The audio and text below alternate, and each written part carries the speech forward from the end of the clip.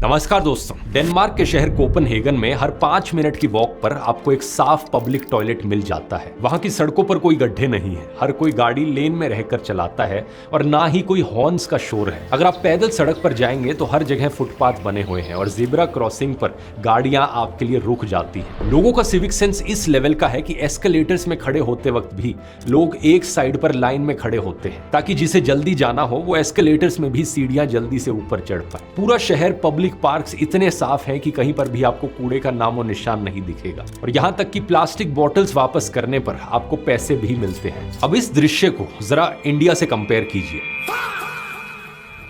देश के ज्यादातर शहरों में कूड़े के पहाड़ हैं। हर गली नुक्कड़ चौराहे पर आपको कूड़ा पड़ा हुआ मिलता है। गटर में घुसकर लोग सफाई करते हुए दिखते हैं। पब्लिक टॉयलेट्स का हाल इतना बुरा है कि लोग सड़क के किनारे ही पेशाब करने लग जाते हैं। गाड़ियों के हॉर्न्स का शोर इतना ज्यादा है कि ज्यादातर लोगों को अपने घरों में बैठे बैठे हॉर्न्स की आवाज सुनाई देती है। फुटपाथ्स और ज़ेब्रा क्रॉसिंग्स आधी जगहों पर तो नजर ही नहीं आती। ऊपर से लोगों का बिहेवियर भी ऐसा कि हर जगह लोग लाइन काटते फिरते हैं, बिना सोचे समझे कूड़ा कहीं पर भी यूं ही फेंक देते हैं। ये अंकल सारा कूड़ा बाहर फेंकते हुए ट्रैक पे। ये है इंडियन रेलवे की हालत। सीनियर कर्मचारी सारा कूड़ा उठा के बाहर फेंकते हुए। अरे चाचा, वो मूत्रालय नहीं मंत्रालय लिखा है। यहाँ पेशाब करना सख्त मना है। ये दो अलग देश, दो अलग दुनिया की तरह हैं। लेकिन सवाल यहां पर यह है कि क्या डेनमार्क के लोग पैदा ही ज्यादा सिविलाइज्ड हुए थे क्या इंडियंस में जेनेटिकली ही कम सिविक सेंस है? ये लो, ये देख लो आप।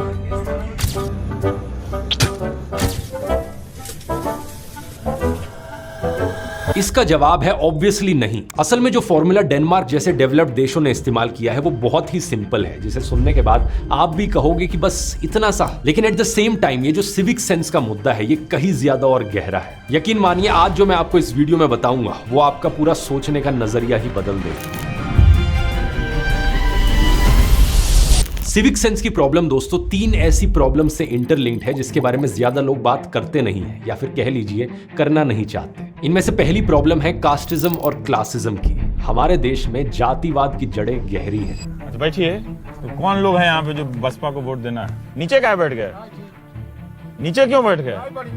अरे आप नीचे बैठेंगे तो मैं चला जाऊंगा यहाँ से।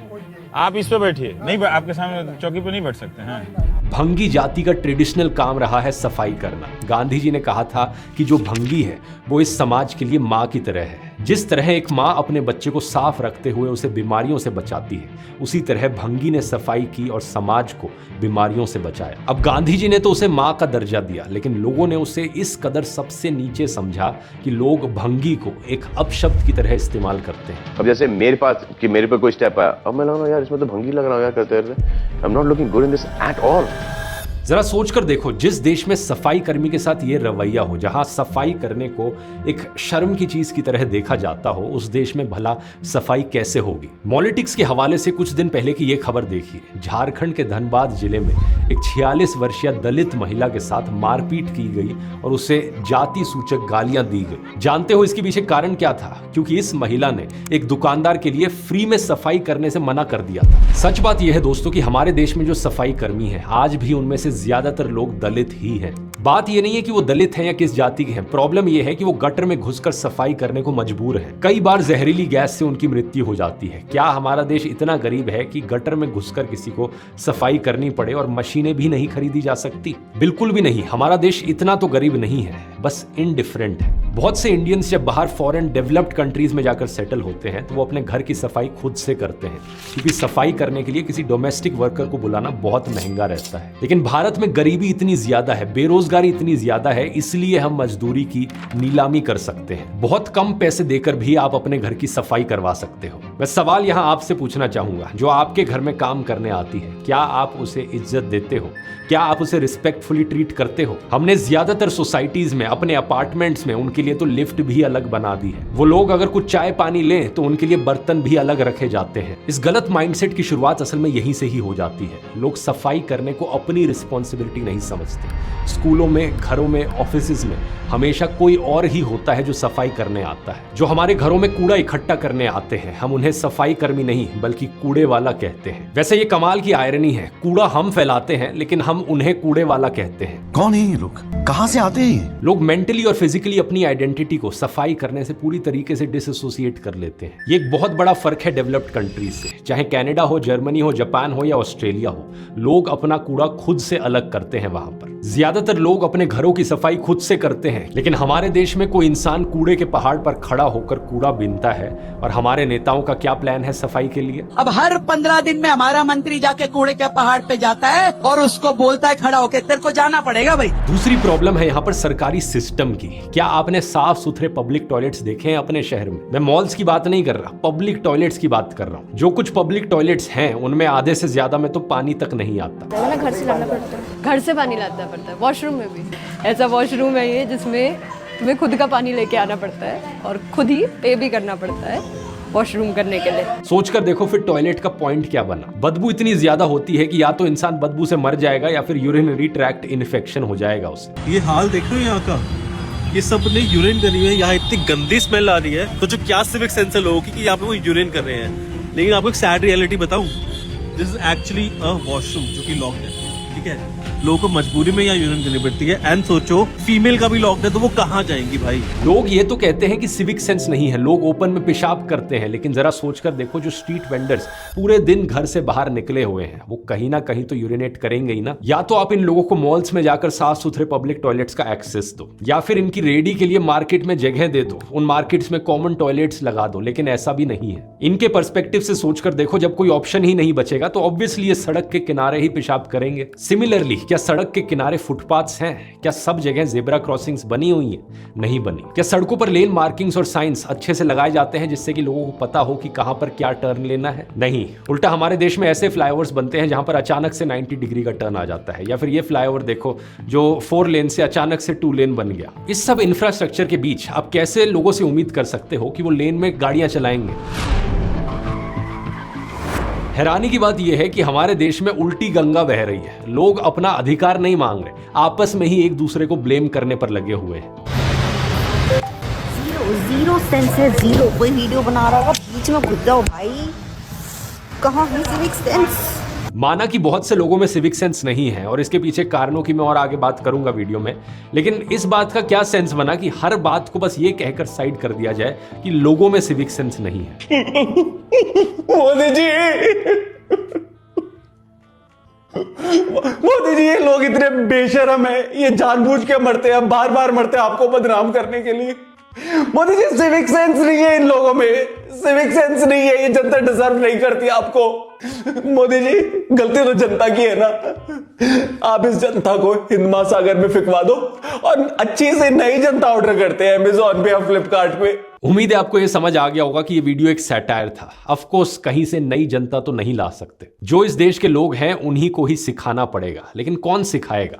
कैसे आएगी सिविक सेंस? जो कुछ इन्फ्लुएंसर्स, कंटेंट क्रिएटर्स इस पर बात करते हैं वो अपने एंड से कर रहे हैं जितना हो सकता है, लेकिन आप या मैं जबरदस्ती तो नहीं सिखा सकते ना किसी को। हम कोई पुलिस वाले तो नहीं है ना ही हम कोई सरकार है जो नया कानून बना सकते हैं, ना ही हम किसी पर जुर्माना लगा सकते हैं कुछ गलत करने का। तो ऑब्वियस सी बात है ये काम सरकार को ही करना होगा। चाहे स्कूल करिकुलम में सिविक सेंस का पाठ पढ़ाया जाए या फिर गंदगी फैलाने के लिए लोगों पर जुर्माना लगाया जाए। लेकिन गंदगी फैलाने के लिए भी आप फाइन तो तब लगाओगे ना जब पहले कहीं पर सफाई हो, कहीं पर सिस्टम तो हो। मतलब सोचकर देखो, जो इंसान बदबूदार बस्ती में रहता है, जिसकी गली के कोने कोने पर कूड़े के ढेर लगे हैं, गली में कीचड़ फैला है, गंदा पानी भरा हुआ है, मच्छर है, जिसके बच्चे के लिए सरकारी स्कूल में साफ टॉयलेट नहीं है, इसमें कितना स्मेल आता होगा आपको पता चली अभी, जिसने आज तक सफाई देखी ही नहीं, उसको क्या सिविक सेंस का पाठ पढ़ाओगे आप? एक बार उसकी जगह पर सफाई हो तभी तो उसे कहोगे कि गंदा मत करो। पहले डस्टबिन लगाया जाए तभी तो उसे कहोगे कि कूड़ा डस्टबिन में ही डालना है। पब्लिक टॉयलेट बनाए जाए जहां सफाई हो, पानी हो, साबुन हो, तभी तो उसे कहोगे कि टॉयलेट का इस्तेमाल करना है। उसके बाद फ्लश किया जाता है। सड़क किनारे फुटपाथ लगे हो, साइकिलिंग के लिए लेन हो, जगह जगह पर सुंदर फूल लगे हुए हो, तभी तो कहोगे कि फूल मत तोड़ना। लेकिन अगर इसी गंदी बस्ती में रहने वाला ये आदमी किसी साफ सुथरी महंगी सोसाइटी में जाएगा जहां इसे फूल दिखेंगे, तो ऑब्वियसली ये उन फूलों को तोड़ना चाहेगा, क्योंकि इसके लिए ये पहला एक्सपोजर है सुंदरता का। मैं फूल तोड़ने को जस्टिफाई नहीं कर रहा हूं, मैं बस कह रहा हूं कि एक बार उसके पर्सपेक्टिव से सोचकर देखो। जिस इंसान ने कभी साफ सुथरी सुंदर चीजें देखी ही नहीं अपनी जिंदगी में, उसका बिहेवियर कैसा होगा? बात यह है हैं दोस्तों कि लोगों की यहाँ पर एक हर्ड मेंटालिटी होती है, एक भेड़ चाल वाला रवैया। जहाँ गंदगी है, सब गंदगी फैला रहे हैं, तो उन्हें भी अपनी कार की खिड़की खोलकर सड़क पर रैपर फेंकने में कोई हिचक नहीं होती। लेकिन जिस जगह पर सफाई हो, जहां उन्हें लगे कि मैंने गंदा किया तो सबकी नजर मुझ पर होगी, तो फिर वही इंसान चिप्स का रैपर फेंकने से घबराता है। इसका उदाहरण आपको इंडियन शहरों में भी देखने को मिलता है, जैसे कि दिल्ली मेट्रो को देख लीजिए, या एयरपोर्ट पर या मॉल्स में देख लीजिए। कुछ एक ढीठ लोगों को छोड़ दिया जाए तो ज्यादातर लोग एक्चुअली में इन जगहों पर गंदगी नहीं फैलाते हैं। उन्हें घबराहट होती है कि लोग उनके बारे में क्या सोचेंगे, वो सबके नोटिस में नहीं आना चाहते। और ऐसा सिर्फ इसलिए क्योंकि इन जगहों पर पहले से ही साफ सफाई है,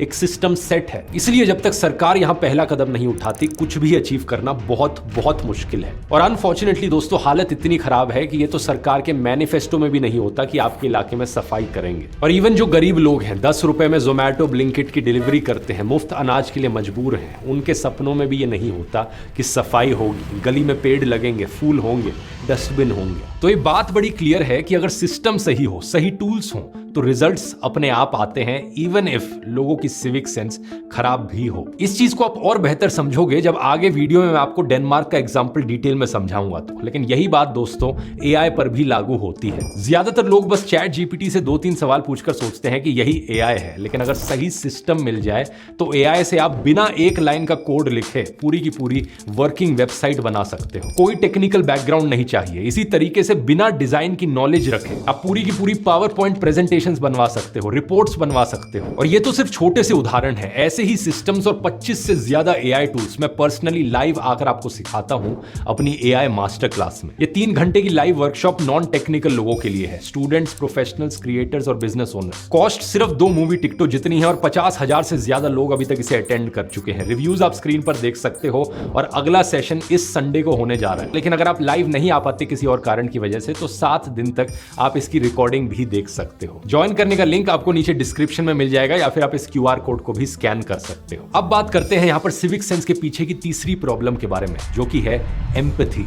जो अमीर लोग हैं उन्हें इन बस्तियों से क्या, वो ऊपर से सफाई की बात करते हैं, लेकिन कूड़ा कैसे कम किया जाए, वेस्ट डिस्पोजल मैकेनिज्म्स अच्छे हो, कॉम्पोस्ट पिट्स बनाई जाए, बेहतर अर्बन प्लानिंग हो, वो डिटेल में ये सब बात करने को तैयार नहीं है। वो लोग अपने एक बबल के अंदर रहकर खुश हैं, करोड़ों रुपए के फ्लैट्स खरीद लेंगे, अपार्टमेंट के अंदर स्विमिंग पूल होगा, लॉन टेनिस ग्राउंड, जिम, सब कुछ होगा, लेकिन उसके आसपास की जो बस्तियां हैं वो गंदगी से भरी हुई होंगी, कूड़े के पहाड़ होंगे। बहुत से शहरों की ड्रोन इमेजेस में हम अमीर और गरीब के बीच का फर्क साफ देख सकते हैं। एक दीवार साफ दिखाई देती है। इस दीवार के इस साइड रहने वाले अमीर इंसानों ने कभी यह सपना नहीं देखा कि पूरा शहर ही सुंदर हो। फ्यूडल माइंडसेट लोगों के दिमाग के अंदर तक घुसा हुआ है। इनमें कोई कम्युनिटी की फीलिंग नहीं है। सोचकर देखो, जो अंबानी अडानी जैसे बिलियनियर्स हैं, उनके पास इतना पैसा है कि वो पूरे शहर को नहीं तो कम से कम एक शहर के बहुत बड़े हिस्से को पूरी तरीके से साफ सुथरा बना सकते हैं। लेकिन वो उस पर पैसा खर्च नहीं करेंगे। वो बनाएंगे इस गंदगी के बीच में अपना एक बड़ा ऊंचा सा महल। अपने महल के अंदर सारी लग्जरी चीजें डाल लेंगे, लेकिन उन्हें इससे कोई दिक्कत नहीं होगी कि बाहर खिड़की से जो दिख रहा है गंदगी और कूड़ा सब चलता है। लोगों के अंदर ये कम्युनिटी की फीलिंग डालने के लिए कोई भगवान बुद्ध आकर अवतार नहीं लेने वाले हैं। उनका मैसेज मैं ही आपको बता देता हूं। दूसरों के प्रति एम्पैथी रखनी होगी। आपको ये सोचना होगा कि मेरा गंदा किया हुआ किसी और को साफ करना पड़ेगा, इसलिए मैं गंदा ना करूं। और ये चीज घर से बाहर निकलने के बाद तो बाद में सोचोगे। ये माइंडसेट आपका घर के अंदर भी होना चाहिए। जहां जहां आप गंदगी फैलाते हो घर के अंदर, बिखरा हुआ सामान, झूठे बर्तन, बाथरूम में जमा हुआ कैल्शियम, खुद इसकी जिम्मेदारी उठाओ और सोचो इसके बारे में। होटल से चेकआउट करते समय अपनी खाली पानी की बोतल, खाली पैकेट्स खुद से ट्रैश कैन में डाल देने चाहिए। रेस्टोरेंट्स में खाना खाने के बाद अपने हाथों से ही सब बर्तनों को टेबल के एक कोने में इकट्ठा करके रख दो, जिससे कि वेटर के लिए आसानी होने ले जाने में। अगली बार बिल्डिंग से बाहर निकलते वक्त अपने पीछे वाले के लिए दरवाजा पकड़ कर रखो। जिस दिन ये छोटे छोटे चेंजेस आपके बिहेवियर में आ गए, उस दिन आपकी एम्पैथी जाग उठेगी। दूसरों के लिए आपको कंसर्न फील होगा, और उसी को सिविक सेंस कहते हैं। लेकिन अक्सर ऐसे वीडियोस पर लोग कमेंट करते हैं कि ये वीडियो जिन लोगों को देखनी चाहिए वो इसे देख नहीं रहे हैं। तो उन लोगों के लिए, जैसा मैंने कहा, सरकार को ही ये काम करना होगा। स्कूल करिकुलम में सिविक सेंस का पाठ पढ़ाकर, क्लास में ये समझाकर कि जातिवाद एक मानसिक बीमारी है। सफाई करना शर्म की बात नहीं है, गर्व की बात है। ये सिखाया जाना चाहिए कि सफाई कर्मी का सम्मान करो, अपना कूड़ा किस तरह से अलग करना है। पब्लिक प्लेस में वीडियो देख रहे हो तो ईयरफोन्स लगाओ ताकि दूसरे डिस्टर्ब ना हो। ये सब क्लास में पढ़ाना होगा। दूसरी बात है पूरा सिस्टम बनाना होगा और फाइनली उस सिस्टम को मेंटेन करने के लिए रूल्स बनाने होंगे। ढीठ लोग हर देश में होते हैं, डेवलप्ड देशों में भी होते हैं, लेकिन फर्क यह है कि वहां पर सिस्टम ऐसा बना हुआ है कि उन लोगों को सजा मिले और बाकी सब लोगों के लिए कोई डिस्टर्बेंस ना हो। यहां पर कोई बहुत कड़ी सजा देने की जरूरत नहीं है, बल्कि सजा मिलने की संभावना बहुत ज्यादा करने की जरूरत है। भले ही आप सिर्फ 500 रुपए का फाइन रखो या सिर्फ 1 दिन की जेल रखो, लेकिन इसकी हाई प्रोबेबिलिटी होनी चाहिए कि अगर किसी ने कहीं पर गंदगी फैलाई तो आप बच नहीं पाओगे, आपको ये फाइन भरना पड़ेगा, 1 दिन जेल में जाना पड़ेगा। ऐसा करने से सिविक सेंस की आदत अपने आप आ जाएगी। धीरे धीरे लोगों के अंदर दूसरों के लिए कंसर्न भी होगा और कम्युनिटी की फीलिंग भी जागेगी। डेनमार्क के लोगों में कम्युनिटी की फीलिंग है, इसे कहा जाता है सैमफुंडसिन, मतलब सोशल माइंडेडनेस, सोसाइटी के इंटरेस्ट को खुद से ऊपर रखना। डेनमार्क में ये फीलिंग कोरोना काल में भी देखी गई थी। इंडिया में कुछ लोग बात करते हैं कि सिविक सेंस लाने के लिए डंडे मारे जाए, फाइन लगाया जाए, जेल भेजा जाए, लेकिन इन सब से 100 गुना ज्यादा इंपैक्टफुल चीज है एम्पैथी। लोगों के अंदर एक दूसरे के प्रति एम्पैथी की फीलिंग जगाना। डेनमार्क में लोग एक दूसरे के प्रति कंसर्न रखते हैं, शेयर्ड स्पेसेस में नियम फॉलो करते हैं, पब्लिक हाइजीन मेंटेन करते हैं, दूसरों के प्रति रिस्पेक्टफुली व्यवहार करते हैं। ऐसा इसलिए क्योंकि उनके अंदर सोशल अवेयरनेस है और यही काफी है सिविक सेंस लाने के लिए। एक्चुअली एक और कारण भी है कि वहां जातिवाद नहीं है। कोई गरीब इंसान हो, सफाई कर्मी हो, होटल में हाउसकीपिंग स्टाफ हो, उसे इंसान की निगाह से देखा जाता है। वहां सफाई के काम को इज्जत दी जाती है। इंडिया में अभी लोग कूड़े को सूखे कूड़े और गीले कूड़े में ही सॉर्ट करने में बड़े कंफ्यूज्ड हैं, लेकिन डेनमार्क में 10 अलग अलग कैटेगरीज में सॉर्ट किया जाता है कूड़े को। ग्लास के लिए अलग डस्टबिन, मेटल के लिए अलग, प्लास्टिक के लिए अलग, पेपर अलग, फूड एंड ड्रिंक कार्टन्स अलग, कार्डबोर्ड अलग, टेक्सटाइल्स अलग, फूड वेस्ट अलग, हैजार्डस वेस्ट अलग और रेजिडुअल वेस्ट अलग। लोग किसी का इंतजार नहीं करते कि कोई कूड़े वाला आएगा और मेरे कूड़े को 10 अलग अलग तरीके से सॉर्ट करेगा। नहीं, लोग अपने घर पर ही 10 अलग अलग तरीके से कूड़े को सॉर्ट करने के लिए डस्टबिन लगाते हैं। अपने घर पर ही 10 अलग अलग कंपार्टमेंट्स बनाए गए हैं। और बात यहां खत्म नहीं होती, सिर्फ जो सबसे ज्यादा जनरेट किया जाने वाला कूड़ा है उसे उठाने के लिए कोई आता है आपके घर पर, लेकिन जो हैजार्डस वेस्ट है, टेक्सटाइल्स है, इलेक्ट्रॉनिक वेस्ट है, इन्हें कलेक्ट करके खुद आपको एक रिसाइकलिंग सेंटर में ले जाना पड़ता है। एक शहर के अंदर यूजुअली 3 से 4 जगहों पर रिसाइकलिंग सेंटर्स बने होते हैं कलेक्ट करने के लिए। लोगों को खुद जाना पड़ता है उन रिसाइकलिंग सेंटर्स में कूड़ा डिपॉजिट करने के लिए। सोचकर देखो, अगर ये चीज इंडिया में होती तो ज्यादातर लोग आलसी पने में आकर हैजार्डस वेस्ट को नॉर्मल कूड़े में डाल देते, जो कि अभी करते भी हैं। लेकिन डेनमार्क में लोग खुद से इतना कष्ट उठाते हैं रिसाइकलिंग सेंटर में जाने के लिए, क्योंकि वो जानते हैं अगर ये हैजार्डस वेस्ट हमारे पर्यावरण में गया, हमारे शहर में फैला, तो उन्हें ही इसी का नुकसान होगा। और बात यहां सिर्फ डेनमार्क की नहीं है, जर्मनी, स्विट्जरलैंड, न्यूजीलैंड, ज्यादातर डेवलप्ड कंट्रीज में ऐसा ही होता है। स्विट्जरलैंड में ट्रैश डिस्पोजल की एक कॉस्ट है। आप अपने घर का कूड़ा केवल म्यूनिसिपल बैग्स में ही डिस्पोज कर सकते हैं और आपको ये म्यूनिसिपल बैग्स खरीदने पड़ते हैं, जबकि दूसरी तरफ आपको रिसाइकलिंग की सुविधा फ्री में दी जाती है ताकि लोगों को इनकरेज किया जा सके। रिसाइकलिंग में सबसे बड़ा चैलेंज होता है प्लास्टिक बॉटल्स और एल्यूमिनियम कैंस। इंडिया में प्लास्टिक की समस्या इतनी बड़ी है कि चाहे लद्दाख की पैंगोंग लेक हो या चंडीगढ़ की सुखना लेक, चाहे केरला हो या मणिपुर हो, प्लास्टिक वेस्ट की समस्या सब जगह देखी गई है। लेकिन यह समस्या आपको ज्यादातर यूरोपियन देशों में नहीं मिलेगी, क्योंकि डेनमार्क और जर्मनी जैसे देशों में प्लास्टिक बॉटल्स के लिए एक पैंट सिस्टम होता है। आपने वेंडिंग मशीन्स देखी होंगी जहां पर आप पैसे डालते हो और बॉटल्स निकलती हैं। यहां पर रिवर्स वेंडिंग मशीन्स लगी होती हैं, जहां पर आप खाली बॉटल डालो और बदले में आपको कुछ पैसे मिलते हैं। एक्चुअली में जब भी आप कुछ प्लास्टिक की बॉटल में खरीदते हो तो आपको कुछ एक्स्ट्रा पैसे हमेशा देने पड़ते हैं, जो एक डिपॉजिट की तरह होते हैं। बाद में जब आप खाली बॉटल लाकर वापस लौटाते हो इन रिवर्स वेंडिंग मशीन्स में, तब आपको वो पैसे, अपना डिपॉजिट वापस मिल जाता है। ये पूरा सिस्टम जुर्माना आधारित नहीं है, बल्कि इनाम आधारित है। इससे हर कोई मोटिवेट होता है कि वो प्लास्टिक की बॉटल्स को कहीं भी फेंकेगा नहीं, क्योंकि उनमें पैसे हैं, उन्हें वापस लौटाने पर पैसे मिलेंगे आपको। डेनमार्क का बॉर्नहोल्म आइलैंड तो पूरी तरीके से वेस्ट फ्री बनाने की कोशिश की जा रही है, यानी कि सब कुछ जो उस आइलैंड में प्रोड्यूस हो रहा है उसे रीयूज या रिसाइकल किया जाएगा। इनका एम है कि साल 2032 तक ये दुनिया की पहली वेस्ट फ्री कम्युनिटी बन जाएगी। एग्जैक्टली ये चीज ये कैसे अचीव करेंगे, बड़ी इंटरेस्टिंग कहानी है, इसकी कभी और बात करेंगे। लेकिन ये एटीट्यूड डेनमार्क में हर चीज में देखने को मिलता है। डेनमार्क की राजधानी कोपेनहेगन में साइकिलिंग बहुत कॉमन है। ये दुनिया की one of the most bicycle friendly cities है। 64% 90% कम्यूटर्स यहाँ सिर्फ साइकिल से ट्रैवल करते हैं। साथ ही इन्होंने सस्टेनेबल 5 मिनट नेबरहुड्स बनाए हैं जहाँ पर सिर्फ पब्लिक ट्रांसपोर्ट और साइकिल की मदद से आप अपने वर्क प्लेस पर जा सकते हो, स्कूल में जा सकते हो, शॉपिंग करने जा सकते हो। सब कुछ आपके 5 मिनट के रेडियस के अंदर अंदर मौजूद है। इससे लोगों का घूमना फिरना ज्यादा होता है, लोग ज्यादा हेल्दी रहते हैं और गाड़ियां बहुत कम यूज होती हैं। डेनमार्क में CO2 एमिशंस को कट डाउन करने के लिए क्लाइमेट फ्रेंडली एस्फॉल्ट का भी इस्तेमाल किया जा रहा है। सड़कों के किनारे पेड़ लगाए जाते हैं जिससे छांव मिले और टेम्परेचर को कंट्रोल रखा जा सके। ज्यादातर डेवलप्ड देशों में पेडेस्ट्रियन फर्स्ट की नीति है, यानी कोई भी पैदल यात्री सड़क पार करने निकला है तो गाड़ियों को उसके सामने रुकना ही होगा, चाहे कोई ट्रैफिक लाइट हो या ना हो। इसके अलावा कोई भी हॉर्न नहीं बजाएगा। इनफैक्ट ये हॉर्न वाली चीज तो इतनी इंटरेस्टिंग है कि इंडिया दुनिया की one of the only countries है जहां लोग हॉर्न हमेशा बजाते रहते हैं बेवजह।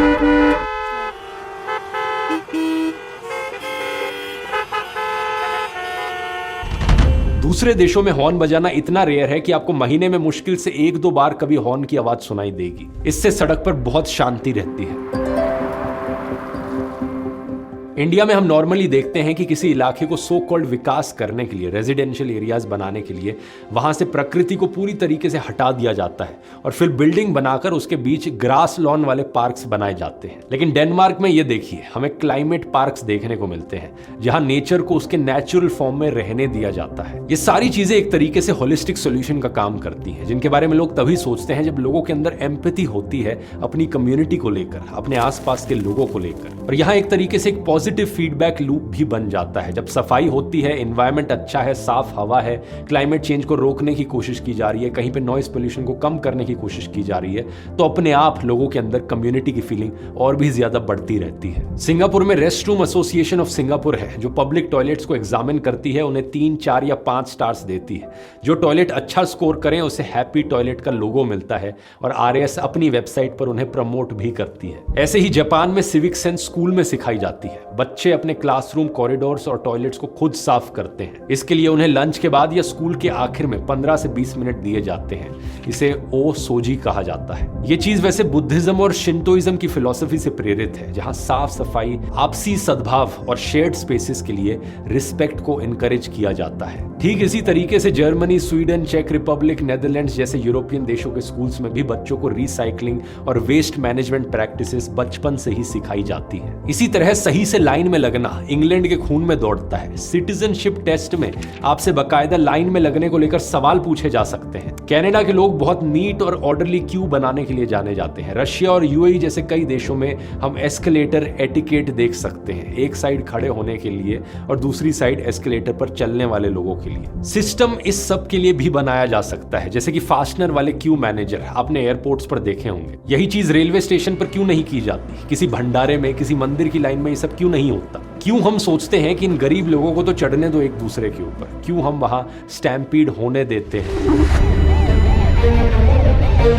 At least 30 dead, more than 60 injured. The world's largest religious congregation turned into a nightmare in the wee hours of January 29. Municipalities और पुलिस इसे अपने क्लियरेंस प्रोसीजर्स का हिस्सा बना सकती है कि एंट्रेंस और एग्जिट प्लान दिखाओ, सिटिंग प्लान दिखाओ, क्राउड मैनेजमेंट के मैकेनिज्म्स, क्यू मैनेजर्स, ये सब दिखाओ। तो देख रहे हो ना दोस्तों यहाँ पर पूरी तस्वीर आप। साफ सुथरी सड़कें जिसमें कोई गड्ढे ना हो, zebra crossings, pavements, greenery, trees, flowers, साफ हवा, शोर शराबा ना हो, सब जगह टॉयलेट्स और डस्टबिन्स हो, खुद का कूड़ा अपने आप से अलग करना, रिसाइकलिंग करने पर जोर देना। क्या ये सब इंडिया में नहीं हो सकता? बिल्कुल हो सकता है। होने को कुछ भी हो सकता है अगर नेताओं की सही इंटेंशन हो तो। बस इस तरीके से सिस्टम्स बनाने की जरूरत है और फिर उनको मेंटेन करने की जरूरत है और इसके लिए लोगों को एम्प्लॉय किया जा सकता है। मैं देश के सभी मुख्यमंत्रियों से रिक्वेस्ट करता हूं कि इस दिशा में आगे कदम बढ़ाएं, अपनी जगह को सुंदर करें, हमारे देश को सुंदर बनाएं। इससे देश के टूरिज्म को भी बढ़ावा मिलेगा और लोग भी ज्यादा खुश रहेंगे। हमें ये सब करने की बहुत अर्जेंट जरूरत है। अफ्रीका के ऐसे देश जो एक समय पर इंडिया से कितने पीछे हुआ करते थे, वो भी इंडिया से ज्यादा साफ सुथरे बन चुके हैं। ऐसा ही एक देश है रवांडा का, जिसे अफ्रीका का सबसे साफ देश माना जाता है। जानना चाहते हो उन्होंने इतनी साफ सफाई, इतनी सिविक सेंस कैसे अचीव करी? मैंने इस ग्राउंड रिपोर्ट वाले वीडियो में बताया है, यहां क्लिक करके देख सकते हो। और यहां क्लिक करके आप AI मास्टर क्लास को ज्वाइन कर सकते हो। इसका लिंक नीचे डिस्क्रिप्शन में भी मिल जाएगा। बहुत बहुत धन्यवाद।